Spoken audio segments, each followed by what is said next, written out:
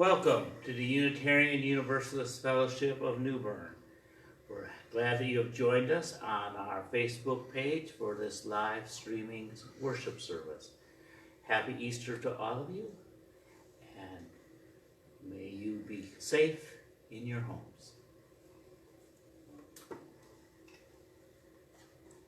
Our chalice reading this morning is by E. Cummings.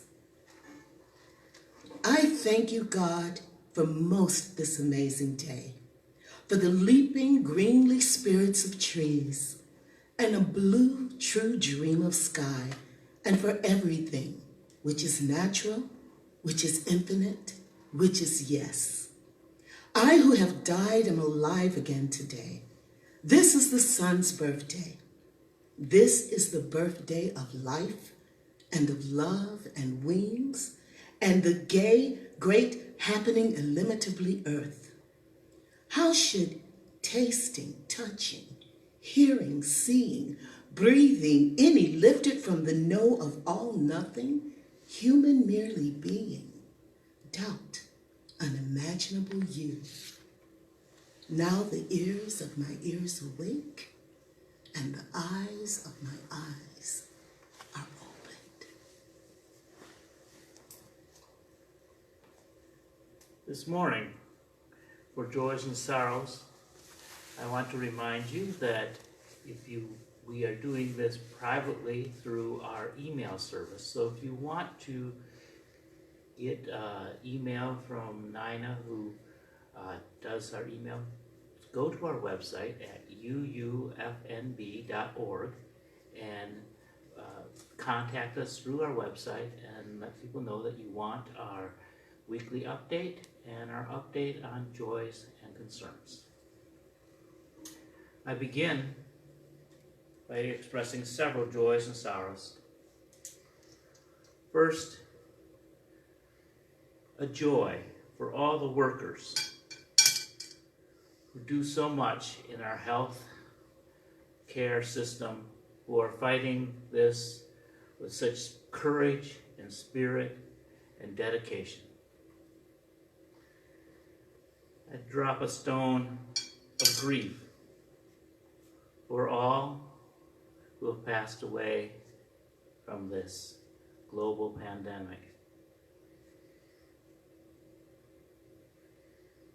And a stone of hope that those who mourn shall be comforted.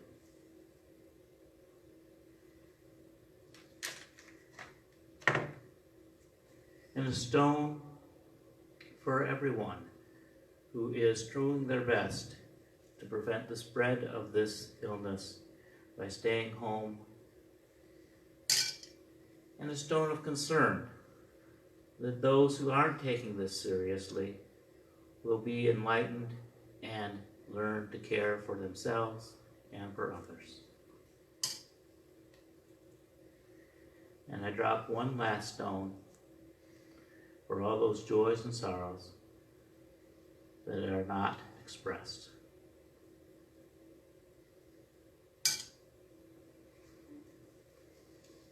I ask you now to close your eyes. Take a deep breath. Be grateful for that breath. Be hopeful in this time of fear. Listen as I read this Easter reading from Sarah York. In the tomb of the soul, we carry secret yearnings, pains, frustration, loneliness, fears, regrets, worries. In the tomb of the soul, we take refuge from the world and its heaviness. In the tomb of the soul, we wrap ourselves in the security of darkness. Sometimes this is a comfort, sometimes this is an escape.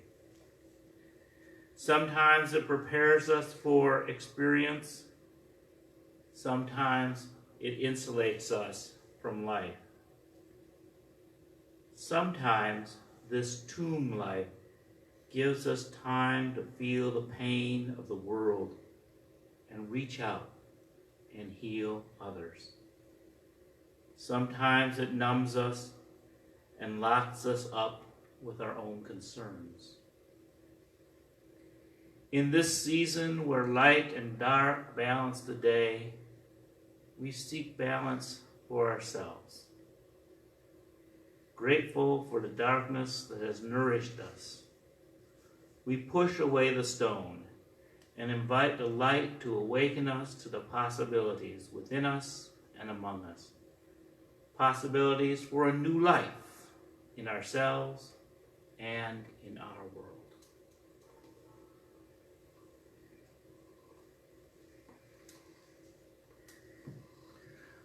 A friend of my mother, a pious lady, once told her that it's a sin to be angry. And my mother, knowing her Bible, said, "Well, what about Jesus when he cleared the temple?" And the woman got shocked and said, "That wasn't anger, that was righteous indignation." But I argue that righteous indignation is really the only true form of anger. There are lots of times that we see an angry face that has nothing to do with anger. Some people yell when their body or emotions are threatened. This is not anger. This is really fear and defensiveness. And if you think back to long ago when we could watch sports on TV, the face of a competitor during a fight or a basketball game or even a non-contact sport like soccer, even sometimes in gymnastics, the face of competition is fierce and looks angry. But that's really desire and passion and drive. True anger is directed at correcting a wrong. Anger can be righteous. When injustice is present, being silent and agreeable is help to the oppressor. Anger has an agenda. By looking at Jesus and his anger, we get a clue to his agenda. In Luke 4:18, Jesus started his preaching career by reading from Isaiah 61.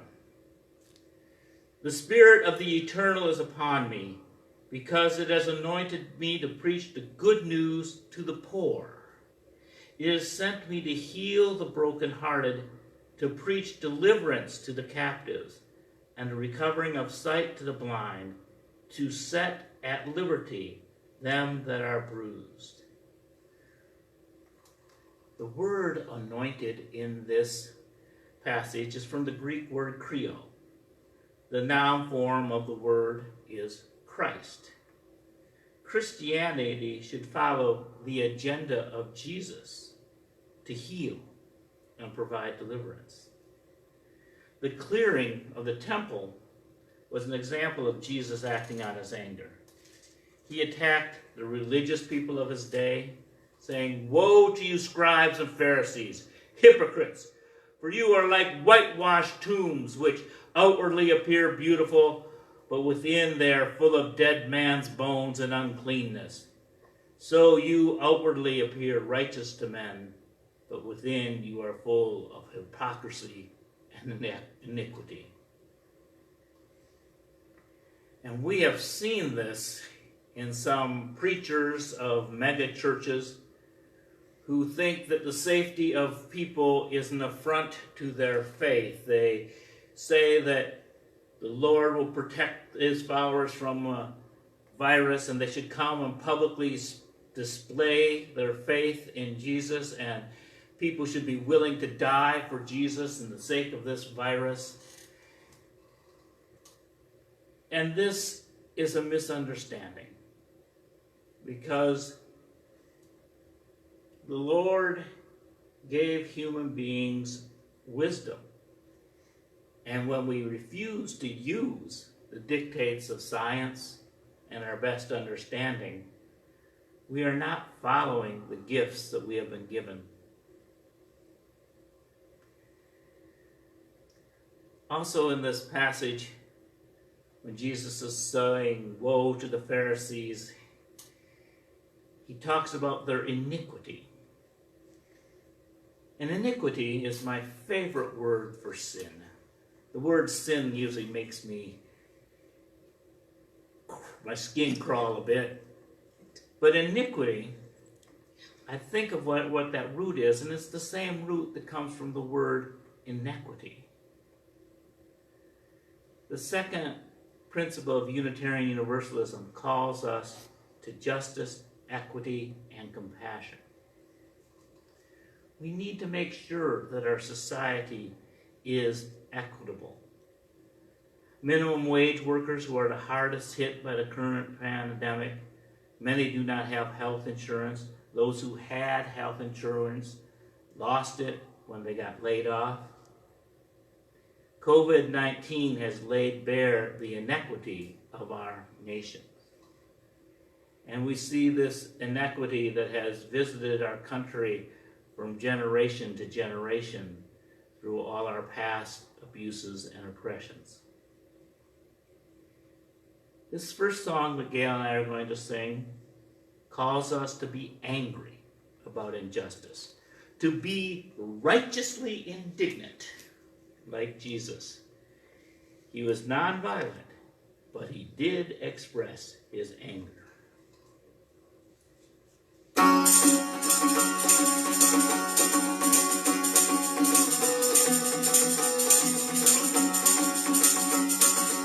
I'm not just angry, I'm angry for a reason. I'm not just trying to please somebody looking for a fight. There's a method to my madness, change of season, change of address, change of habits so ingrained. Anger might not break the chains. I'm angry at you, I'm angry at me. I'm angry at the people who just want to let things be. I'm angry at him, I'm angry at her. I'm angry at the tragic things that we endure. But I'm not just angry, I'm angry for a reason. I'm not just trying to please somebody looking for a fight. There's a method to my madness, change of season, change of address. Habits so ingrained, anger might not break the chains. I'm mad about money, I'm mad about the poor. I'm mad about the insanity that pays a price of war. I'm madly in love, I'm madly in hate. I guess I'm gonna be angry until I get it straight. But I'm not just angry, I'm angry for a reason. I'm not just trying to please somebody looking for a fight. There's a method to my madness, change of season, change of address. Habits so ingrained, anger might not break the chains. I'm coddled in confusion, I'll hobble with a cane, hoping that my anger will bring about a change. Don't tell me about Jesus, turning the other cheek. When he destroyed the temple, he was not being meek. I'm not just angry, I'm angry for a reason. I'm not just trying to please somebody looking for a fight. There's a method to my madness, change of season, change of address. Need a habit so ingrained, anger might not break the change. Anger might just break the change. Anger might just make a change.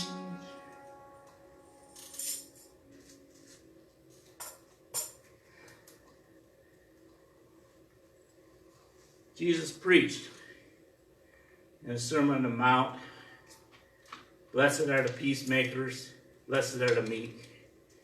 He also taught to turn the other cheeks, and these philosophies seem to counter being angry.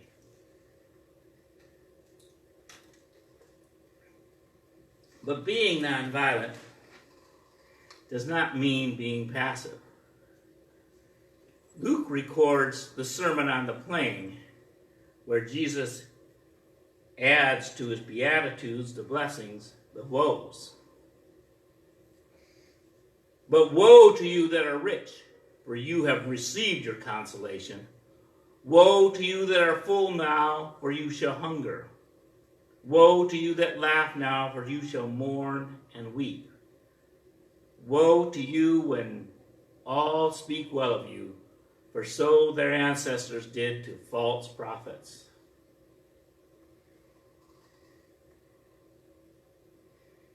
The sense of changing the social order, of turning upside down, appears throughout the gospel and even in the Old Testament. When Mary conceived Jesus, she quoted a hymn from the Old Testament. It's called the Magnificat. And it also talks about turning the society upside down. He has shown his strength with his arms. He has scattered the proud and the imagination of their hearts. He has put down the mighty from their thrones and exalted those of low degree. He has filled the hungry with good things, and the rich he has sent empty away. And this is why Martin Luther King Jr., a disciple of Jesus, at the end of his life was leading a poor people's march. The promise of the gospel were not only for the dead, they are for the living. In his 1967 essay, Where Do We Go From Here?, he wrote, "It's all right to talk about long white robes over yonder in all of its symbolism, but ultimately people want something, some suits, some dresses, and shoes to wear down here. The right to talk about the streets flowing with milk and honey. But God has commanded us to be concerned about the slums down here and his children who can't eat 3 squares of meals a day. It's all right to talk about the New Jerusalem, but one day God's preacher must talk about New York, the new Atlanta, the new Philadelphia, the new Los Angeles, and the new Memphis, Tennessee. This is what we have to do. What is needed is a realization that power without love is reckless and abusive. And love without power is sentimental and anemic. Power at its best is love implementing the demands of justice.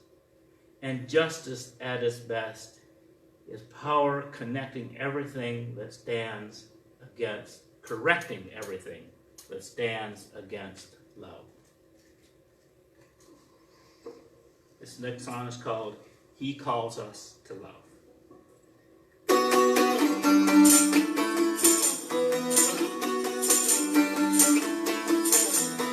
There was a man, you know his name, he was a radical for change. He told us to give our lives so that we could keep our lives. He called us to love. He called us to love. Blessed are the peacemakers, blessed are the meek, blessed are the mighty ones that turn the other cheek. He called us to love. He called us to love. Heaven is not your high society, filled with praise and pompous piety. It will be right here on earth when we learn to love.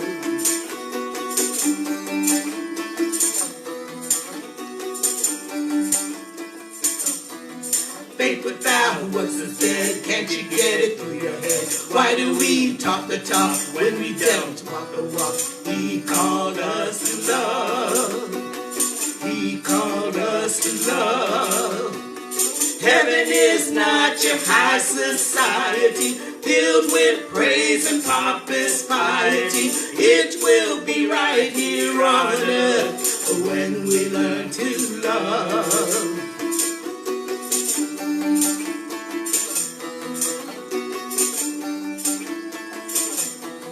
Why do we talk the talk when we don't walk the walk? Why do we talk talk the talk when we don't walk the walk? Why do we talk the talk when we don't walk the walk? Why do we talk the talk when we don't walk the walk? He called us to love. He called us to love. He called us to love.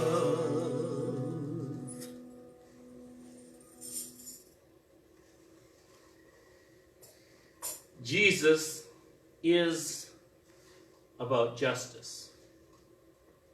His name, as we pronounce it, is the Greek form of the name Joshua. Joshua, in the Old Testament, who led the people into the Promised Land, meant liberator. And this sense of liberation was highlighted in 1970 by James Cone, who wrote his book, A Black Theology of Liberation. He wrote, any message that is not related to the liberation of the poor in society is not Christ's message.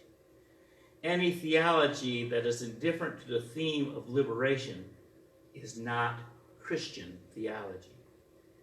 Cone was impatient with the white calls for blacks to be nonviolent without any reflection of their own brutality. In his 1969 book, Black Theology and Black Power, he wrote, therefore, simply to say that Jesus did not use violence is no evidence relevant to the condition of black people as they decide what to do about white expression. And you need to understand the context of when this was written. This was written after the most peaceful black man to ever exist, Martin Luther King, had been assassinated. And even King thought there might be exceptions to nonviolence. In a 1968 speech, the year he died in Grosse Pointe, Michigan, he said, I happen to be a pacifist, but if I had to make a decision about fighting a war against Hitler, I may have temporarily given up my pacifism and taken up arms.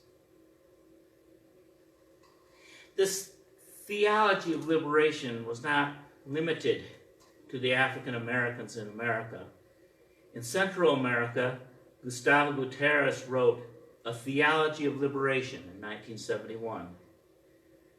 A theology which has its points in reference of only truths that have been established once and for all, and not the truth which is also the way, He wanted to emphasize that faith is not static, that it is something that is present in the here and now. Theology, thus understood, is attached to praxis. And praxis is a very important word in liberation theology. It basically means the same as practicing your faith, or as the UUs want to say, we are a religion of deeds and not creeds. It's the idea that what you believe will be shown by your works, by what you do to provide for those who are least fortunate. And this idea of liberation continued to expand. In 1973, Mary Daly, in her book Beyond God the Father, argues that making God an object or a male person automatically makes people subject to the patriarchy. And she said it's not important just to replace God with goddess, because that is just still a hierarchy that is oppressive.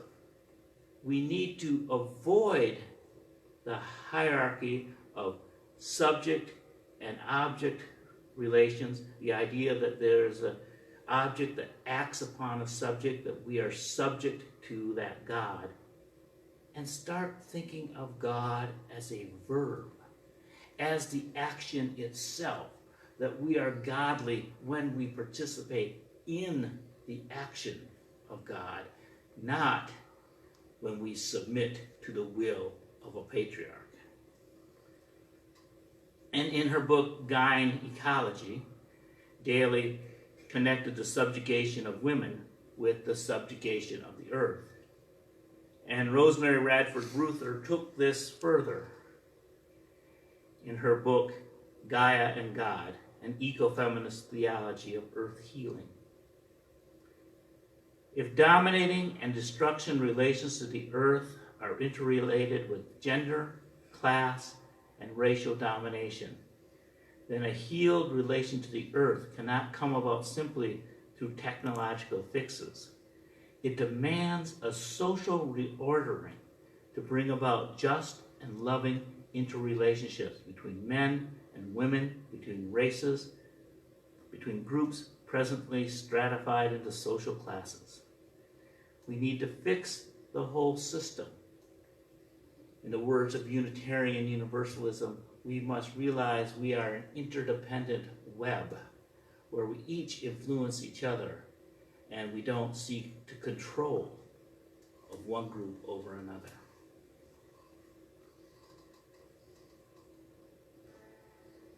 This next song reflects the works of these Christian liberation theologians crying in the wilderness, calling Christianity to reform itself and take action to promote justice and harmony.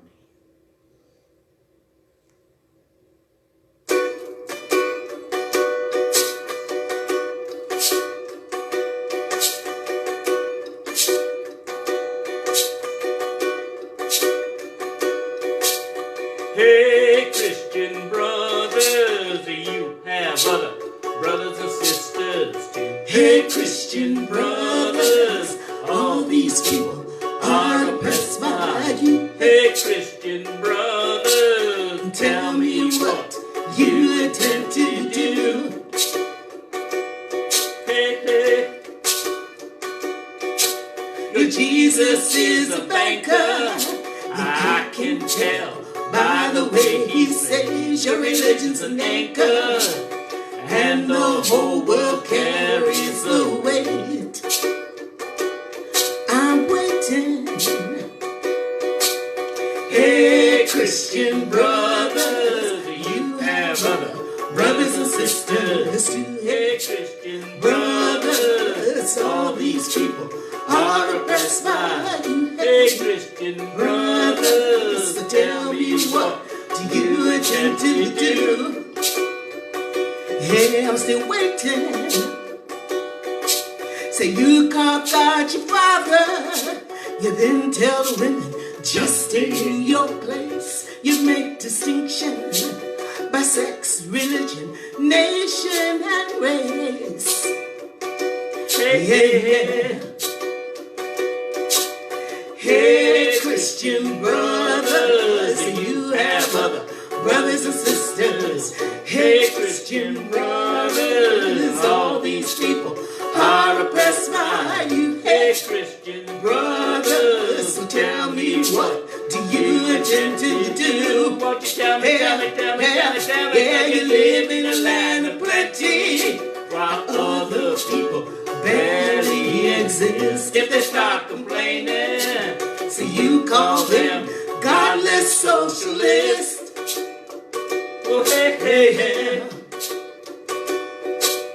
Hey, Christian brothers, you have other your brothers and sisters too. hey, Hey, Christian brothers, all these people are oppressed by you. Hey, Hey, Christian brothers, wanna tell me what do you intend to do? Won't you tell me, tell me, tell me, tell me, tell me, tell me? Yeah. Hey, Christian Yeah. brothers. You Hey, have other Christian brothers brothers. and sisters too. Hey, Christian brothers. Brothers and Hey, sisters Christian too. brothers.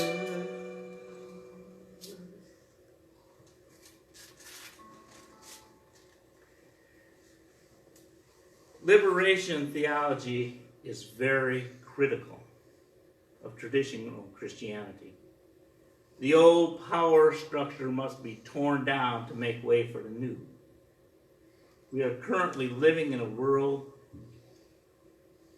in a time where the world is being turned upside down. The virus is killing people all over the world. poor people, and also leaders of countries are contracting this virus. It is exposing the inadequate structures of the world. Here in the US, people lose their health insurance when they lose their job. People in minority communities, which have been usually placed next to polluting industries where they have higher incidence of asthma, are more susceptible to catching this lung disease. And if they do get sick, they probably have less access to health care. This is why the government has had to act. This crisis might be an opportunity to change our society for the better. Right now, we are hiding in our tombs. We are self-quarantining.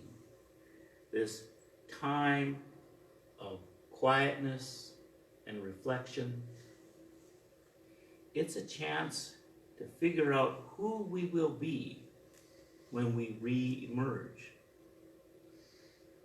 Will we emerge bringing good news to the poor?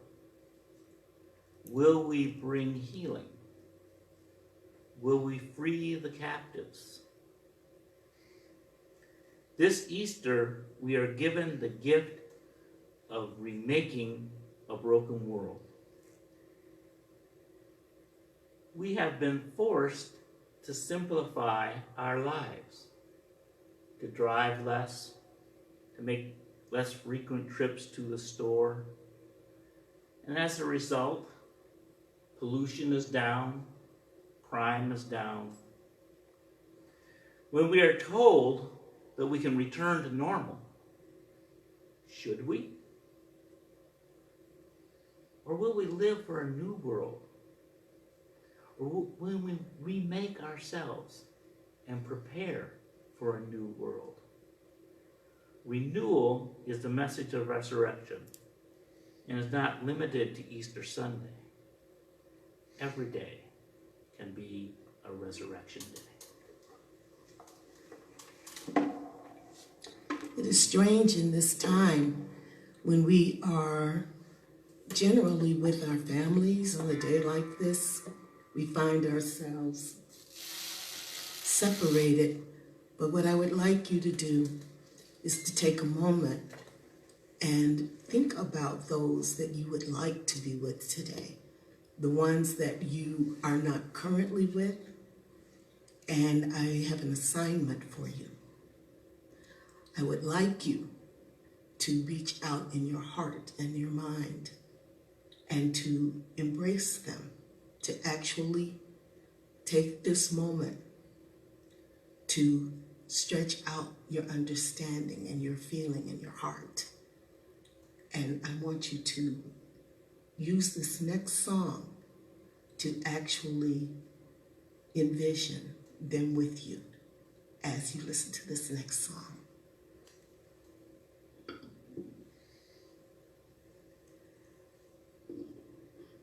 Participate in the power of creation. Make yourself anew.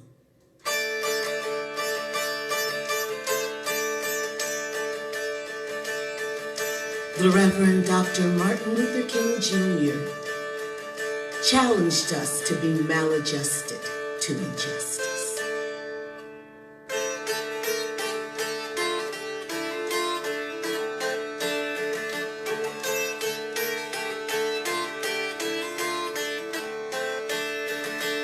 Make yourself overcome the past.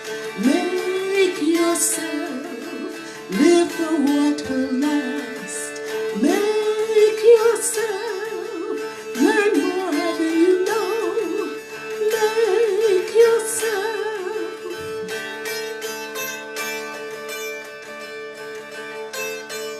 Bob Marley sang, emancipate yourself from mental slavery. None but ourselves can free our minds.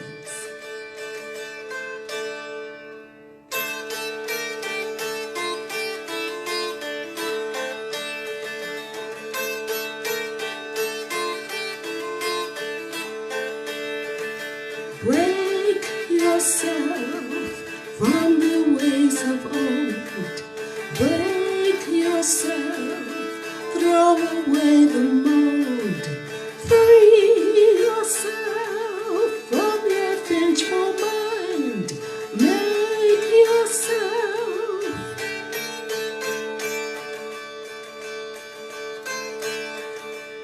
Mahatma Gandhi said, if we could change ourselves, the tendencies in the world would also change.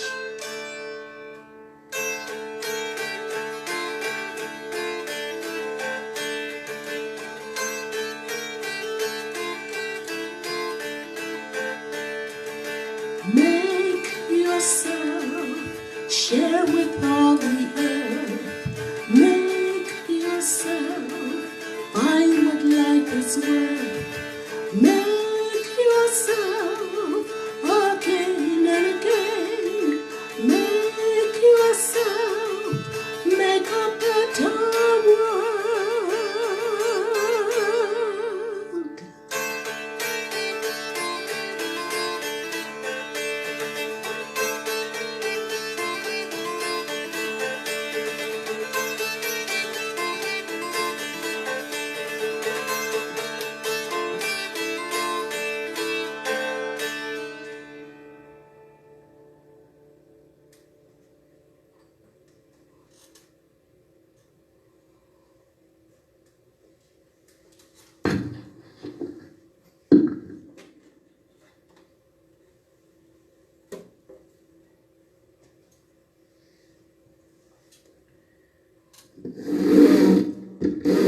We extinguish the chalice.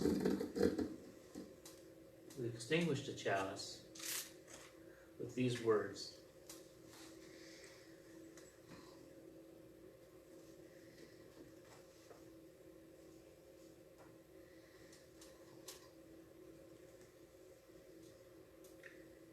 Be doers of the word, and not merely hearers. Those who look into the perfect law, the law of liberty, and persevere, being not hearers who forget, but doers who act, they will be blessed in their doing.